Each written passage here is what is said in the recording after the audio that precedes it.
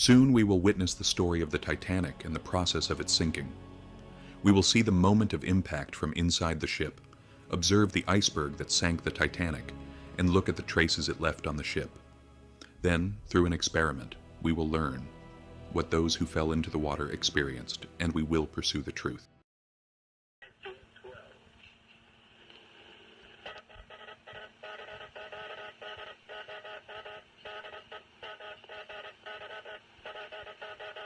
The sound you hear was a distress call sent from the Titanic.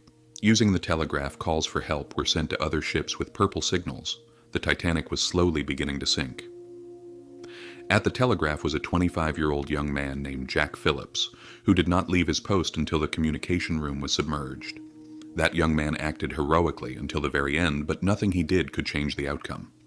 The Titanic would be found for the first time, 73 years after it sank, and everything began with the discovery of the wreck. The mysterious story of Titanic began many years ago in 1912, 111 years ago from today, with large headlines announcing the ship's maiden voyage. The story of Titanic was actually based on a challenge.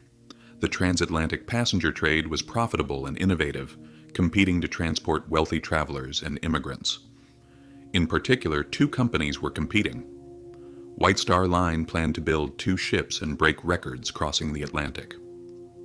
Instead of building fast ships, they chose another route, forming a workforce mostly of Irish laborers in 1908, intending to build a revolutionary passenger ship. The Titanic, one of the largest, most luxurious, and most comfortable ships ever designed, was not the fastest, but aimed for ultimate comfort. Eventually, the enormous ship Olympic was launched. At the time, it was the largest ship ever seen, weighing 45,000 tons and capable of carrying 1,000 people. Titanic, built by about 14,000 workers, had its launch witnessed by 200,000 people. Observers felt as if the Earth itself was moving. Its interior was furnished with the most luxurious items. Some thought money should have been spent on technology instead of showiness. Titanic set sail on April 10th, 1912, from England under Captain Smith, destined for New York, with stops at Cherbourg and Queenstown.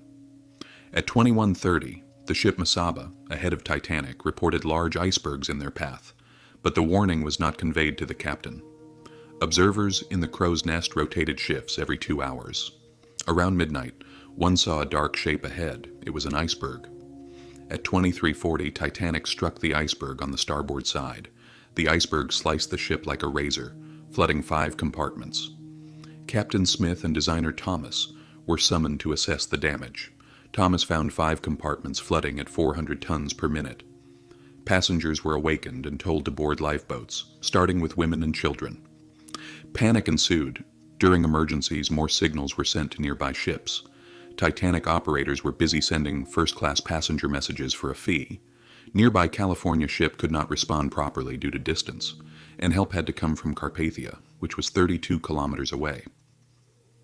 At 1:15, Titanic fired a rocket as a distress signal. Observed by California's officer colors indicated urgency. By 2:20, Titanic was completely submerged. Only a few survived until morning, witnessing the aftermath. Experiments later showed immersion in cold water rapidly decreased strength and dexterity. Survivors would have perished within 30 minutes. The ship's hull was strong, made with iron rivets, but a glancing collision with the iceberg caused a 9-meter opening, leading to sinking. The iceberg, formed over thousands of years, had traveled from Greenland to the Atlantic, crossing Titanic's path at night. By dawn, survivors realized the scale of the disaster. 1,500 lower-class men perished, including Captain Smith. The truth remains dark and untold. The ocean keeps its secrets. Stay curious, stay vigilant. Thanks for watching. Stay tuned for more.